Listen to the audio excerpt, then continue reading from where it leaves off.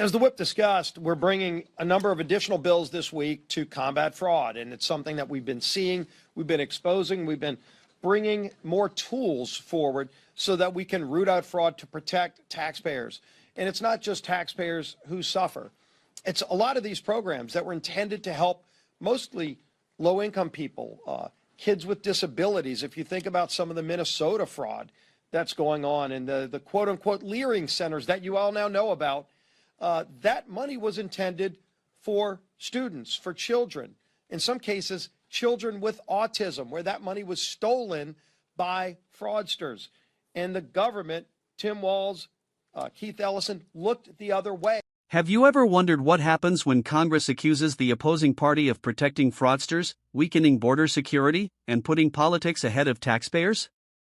That's exactly what unfolded during a recent Republican leadership press conference on Capitol Hill.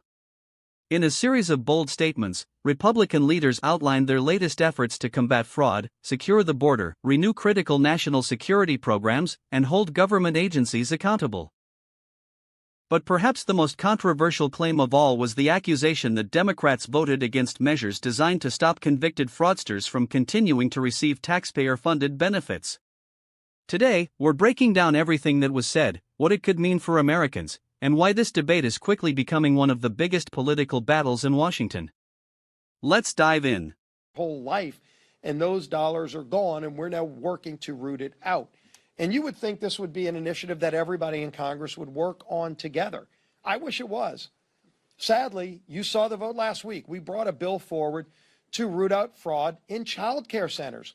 So it's not just suspected fraud, but if somebody's actually convicted of stealing money from child care programs, we bet a bill that says you can't participate anymore if you've already stolen money from taxpayers. And do you know that 98% of Democrats on the House floor last week voted against that bill? 98% of Democrats voted to protect the fraudsters who are stealing money from child care programs. That's who Democrats are protecting. They're protecting criminals who are stealing money from children. It's that basic. So we're going to continue to bring more bills to protect the taxpayers of this country, to root out the fraud that we're seeing. We're also, of course, bringing a bill later today on Reconciliation 2.0 to fully fund the Department of Homeland Security.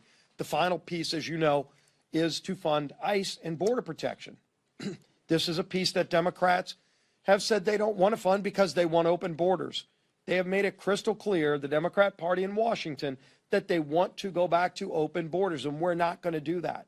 We need to fully fund this department, especially at a time of heightened security threats. We also like and subscribe for more political showdown.